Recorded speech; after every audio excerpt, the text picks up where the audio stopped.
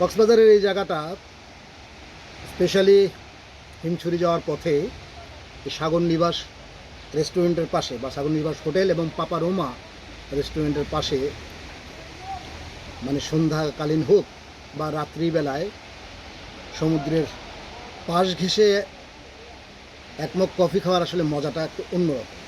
প্রথমত উত্তাল সমুদ্র, ভয়ঙ্কর তার গর্জন, ইন্টার ডেকোরেশন, আর এক কাপ কফি। এটা হলে দু একটা উপন্যাস অবলীলায় লেখা যায়।